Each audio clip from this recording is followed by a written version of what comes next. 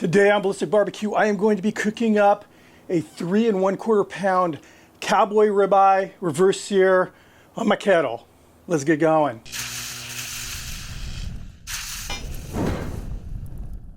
Before we start cooking on this video, I want to introduce you to the sponsor of this video and show you their killer thermometer they just came out with, the MEATMEET S Pro. I'm going to do a little unboxing here, then we'll get to the actual cooking, but I want to show you the features because you'll see, this is an amazing thermometer. So this is the box it comes in. Now, disclosure, I received this a little over a week ago, and I've been playing with and testing this, making sure I actually wanted to do a video with this thermometer, and it passed my test, and I think you guys are going to be pretty impressed. So here's the box. The secondary box has this little cover, which is a quick start guide. Now when you receive this, the actual unit will be in a little plastic protective bag, but this is what they call the booster, the base. Then you have a user's guide, then a little card, and it's got all the resources for support if you need support. Then inside of here, this is a USB-C cable, which is used to charge the booster, the base. First thing I want to say before I start showing you the features, I've been involved in these type of thermometers since the very beginning. In fact, the company that came out with this technology, this 100% wireless probe technology, I helped them with their Kickstarter. So I've had hands on a lot of these thermometers, a lot of these wireless probes. And one thing that I've been asking for are multiple sensors in the probe. And up until now, the most that I know of at least is a total of 3. This one here has 6 sensors. So you've got the end right here, which is going to be the ambient temperature sensor. So that's the the temperature inside your cooker. Then right here in the shaft, we have a total of 5 sensors. So the cool thing is the app, and I'll show you the app. The immediate display on the app will be whatever temperature is the coolest amongst these 5 sensors. So this way, you'll be able to cook a steak without overcooking it. You'll know where the coldest point is or where the hottest point is. So this is, like I said, this is groundbreaking as far as I'm concerned with these type of thermometers. So this base also keeps the probe charged, and it charges with that USB-C. You have a power button right here, then also a reset button. But I don't know if you noticed it, with it completely off, and I'm gonna let me turn it off. Okay, you can see it's off. There's no flashing light. Once you pull the probe, give it a few seconds. You can see now that it's on. So it turns itself on.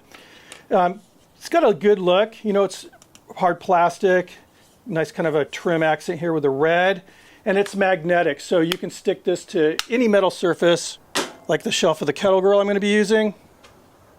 You'll be able to monitor the probe and adjust your settings via an app on your phone.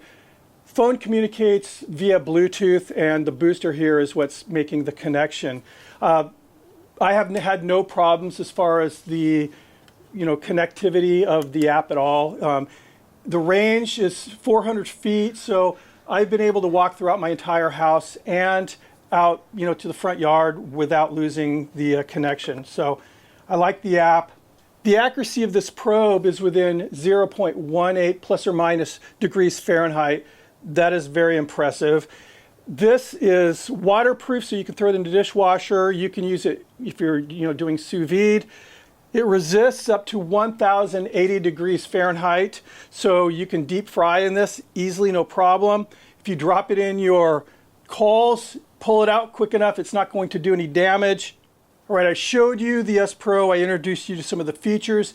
Now I'm going to introduce you to this amazing steak we're going to cook. And then the rest of the review of the thermometer will be through the cook.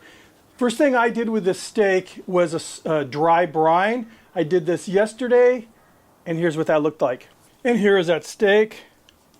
This is 3.5 pounds of USDA prime ribeye, bone in. And what I'm going to do now is what we call a dry brine.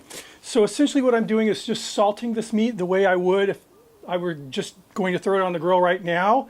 And we're going to leave it on this cooling rack. This is like a cookie cooling rack in the refrigerator, uncovered overnight. What's going to happen is that salt's going to pull the water out of the steak, and then the steak's going to pull all that delicious salt into the meat. And it just makes for an amazing, perfectly seasoned every bite experience here. And again, I'm just using coarse kosher salt, and I'm just seasoning it how I would normally. And even though this fat, it's not going to penetrate the fat, I'm seasoning it anyway just because this is how I would season this. It's going to be good.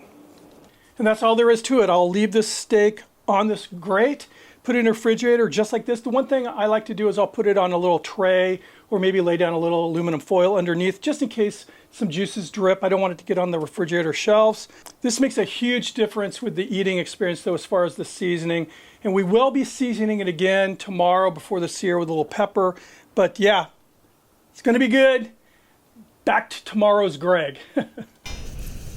Okay, and here we are the next day. You can see the steak has just transformed into this gorgeous, gorgeous ruby red color. So what we're going to do now is insert the probe. Big monster like this, you definitely want to get into the center of the side. And then we don't want it into the fat. We want it like somewhere in right in here, the thickest part. We have a mark right here, and you want to stick it into at least this marker if you're doing, you know, a cook. No matter what meat you're cooking, you want it to go into at least this marker here. So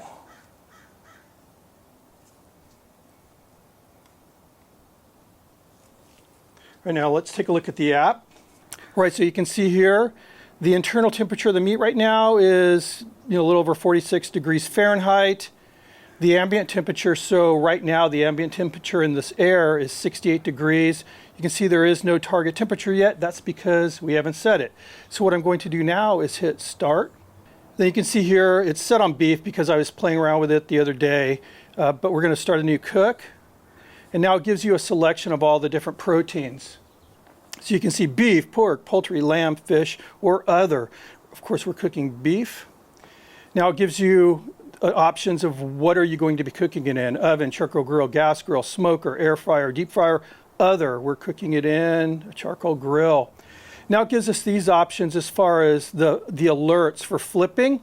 So what this will do is if you have it on flip only once, halfway through the cook, it's calculating the cooking time. It'll alert you, hey, you need to flip the steak. Here every 30 seconds, we're not doing that, or you don't need to flip.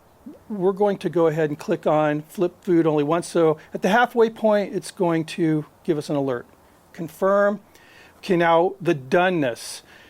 Rare, medium, medium well, well done. We're not ever going to do these.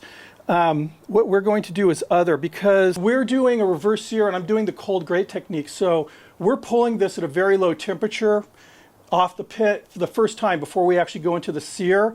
And I'm also, the temperature I'm pulling it at, which will be 115 degrees Fahrenheit, we're actually factoring in carryover into that decision to pull it off. So I'm clicking other, and then you can see there's a slide bar right up here underneath the cow's head. I'm going to try not to block anything. You touch it and you can slide it. You can make adjustments.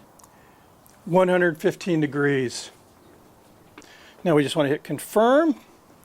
Resting mode. Now, if you select resting mode on, what the app is going to do is factor in carryover. Now, carryover, for those that don't know, basically when you're cooking meat and pull it off the pit or the grill, whatever, you're going to get carryover temperature. And so in other words, it's going to continue cooking usually about 10 more degrees. So if your target temperature is say 130 Fahrenheit and you pull it off at 130, thinking that, okay, I have the perfect steak now, we're going to let it rest and eat it, By the time you're sitting down and cutting into that steak, it's going to be 140 degrees, so it's overcooked now.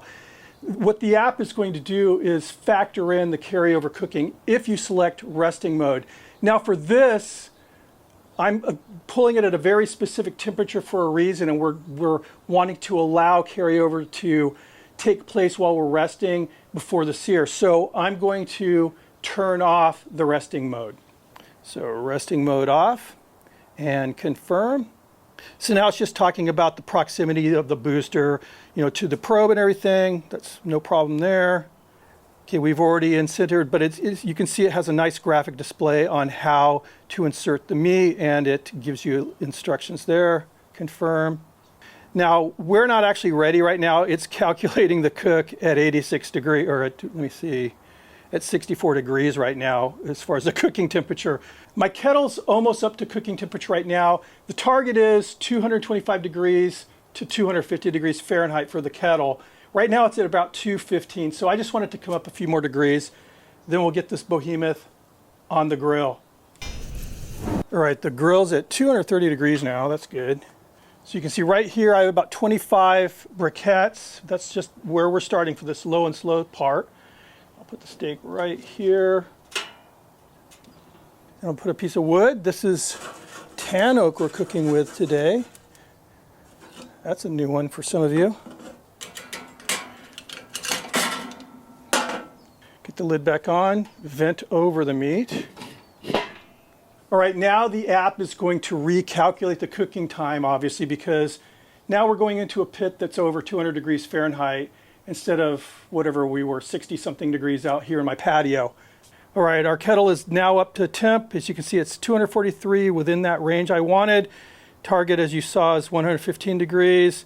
And the internal temperature of that steak is 51.1 degrees Fahrenheit. Now, this is the coolest part of that steak. So let's go ahead and hit this button right there. And you can see the other temperature. So here we have 52.2, 59.2, 64.6, 64.6. So you can see that's pretty darn cool. All right, we can also pull a graph up. So push that little button right there. The blue line is the internal temperature of the cooker. So you can see that flat line. We are setting it like 68 degrees here in the patio. Went into the cooker, put the lid on, and wow, you can see it went up to over 240 something degrees. And then that red line at the bottom is the internal temperature of their meat. All right, we reached that halfway point. Time to flip the steak. Look at that color. Oh.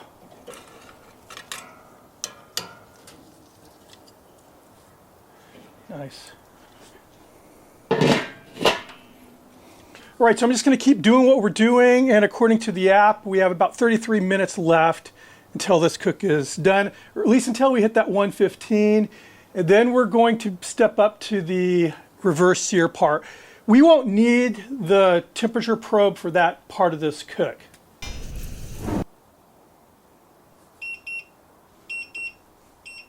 All right, and this stage of the cook is done. Oh, look at that. I'm going to go ahead and pull this off. Now I'm going to allow the steak to rest, allow that carryover cooking to bring the temperature up just a bit. And then I'm going to show you how to prep the steak for the cook. And also we're going to make an insanely good board sauce. It's called a board sauce. You tell me whether you think it's a sauce or not, but I can tell you this, it's really good. So we are done with the S Pro thermometer now. It did its job, did it good. What I'm going to do is prep the steak for the sear. First thing I'm going to do is just blot off this moisture. This is all water, and we do not want to have to make the fire work any harder than it already is. Now I have here just some extra virgin olive oil. I'm going to brush the outside of the steak with this olive oil. You can see how it's separating here. This is a very, very tender, USDA prime steak. Now some fresh ground black pepper.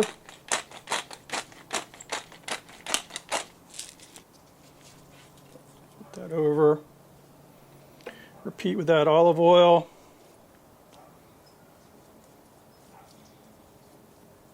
Not a lot.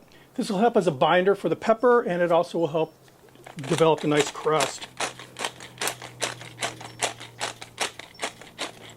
All right, there we are. So I'm going to put this aside, continue the resting here. Just going to cover this with some foil. And now we're going to make a board sauce.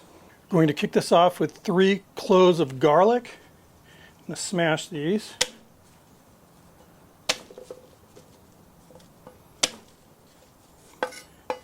And I'm leaving that meat juice down here. That's part of the sauce, the juice. There'll be more meat juice coming here. Just get this kind of minced up. Then on top of the garlic, I'm going to hit it with some kosher salt. Let me take that knife and just blend it in, just kind of mash it into the salt and into the board. Making it into a bit of a paste is what we're looking for. Medium-sized shallot that I chopped. And again, we're not going for real precision. And all the chopping here is just going to be very coarse. I mean, ultimately it's going to be just uber finely minced when we're done. I just want to get it broken down and mixed in with the garlic and everything.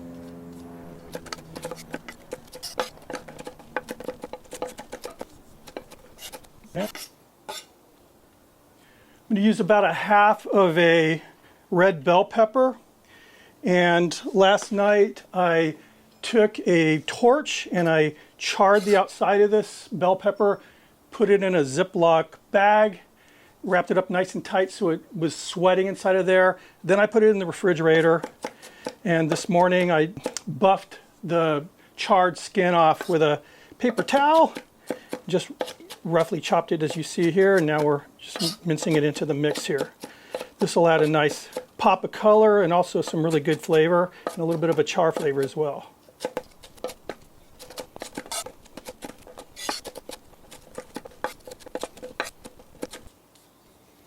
Right now we're adding some fresh Italian parsley. This is flat leaf parsley, and I don't know, a cup, 3/4 of a cup, I guess.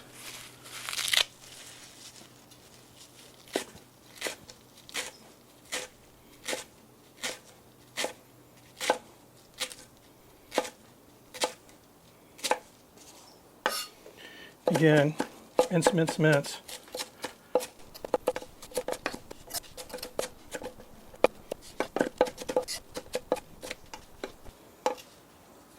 This is really looking nice.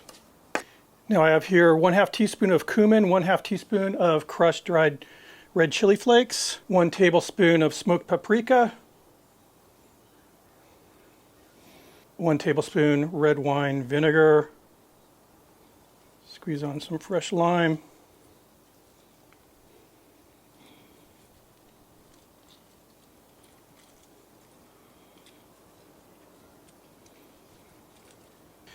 Get this kind of blended in. We're going to add some olive oil, about a tablespoon, really nice quality extra virgin olive oil.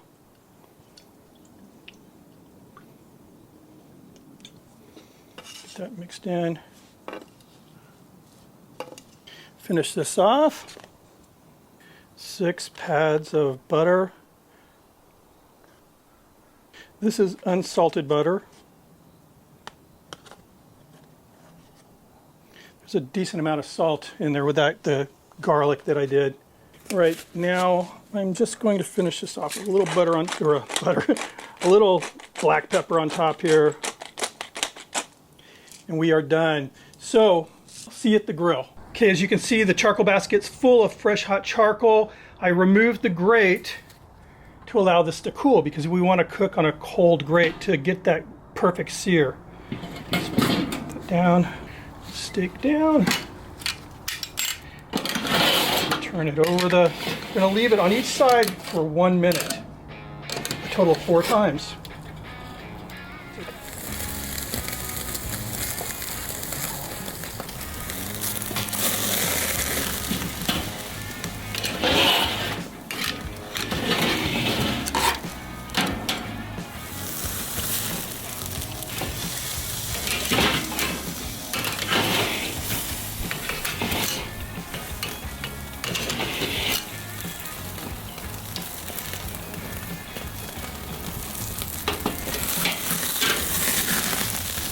Oh, look at that.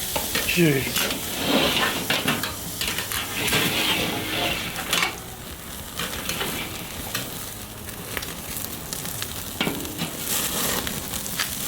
Look at that.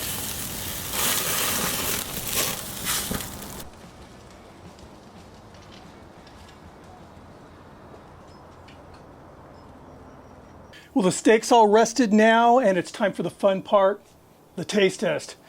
First thing I want to do is get this meat cut away from the bone.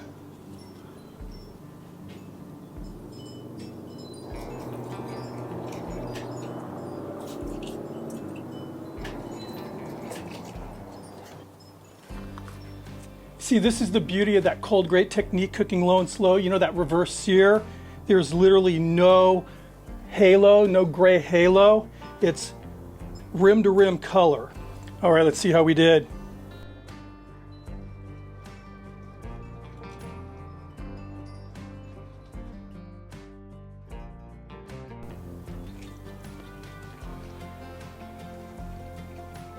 So juicy, so juicy. And I'm definitely getting that smoky flavor coming through. Oh, I mean, look at this. This is a perfect medium rare. And I just want to say that the most critical part of a cook like this, you know, doing a reverse sear, is that initial low and slow. If you blow that, the whole cook's blown. You can't save it with a sear. And this thermometer did its job. I mean, it took me right to 115 where I wanted it to be. And then again, I utilized that carryover cooking.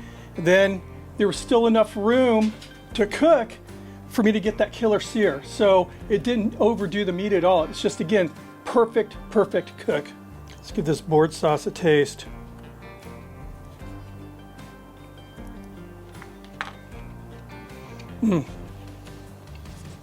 I love this stuff anyway. If you like chimichurri, you'll love this board sauce because, you know, you're getting all that herbaceousness. You're getting the, you know, the acid from the vinegar and the lime and garlic. I mean, it's just all coming together. This meat is so rich that this kind of tames it down a little bit in a good way. And it actually, I think, creates a steak, a big giant rich steak that you can probably eat more of because it's kind of, again, mellowing out the richness. But all that, you know, that meat juice mixing with the butter, just coming together and making goodness. And it's warm because, you know, that hot steak was resting on top of it all that time, enough to melt the butter and everything. Good stuff. This was a really good cook. I am in my happy place right now. Everything worked perfectly. No complaints about any of the equipment. And getting back to the thermometer, it worked exactly how I was hoping it would work. You know, it just totally makes sense. You know, it's selecting the lowest temperature of all 5 in that shaft. So you're getting a perfect measurement of the internal temperature of that piece of meat. And it worked great. I'll have a link down below if you want to check it out. The price of this thing is another, I wish I would have mentioned earlier. I don't know how they're selling them for such an affordable price because they're very inexpensive, as you'll see. But just get them while you can at that price. Anyway, thanks for stopping by. If you're new to the channel or you haven't hit the notification button, please consider hitting the subscribe button, ringing that notification bell, thumb it up if you like it. I hope you did. Keep those suggestions coming in, please. And I'll see you on the next video. Cheers.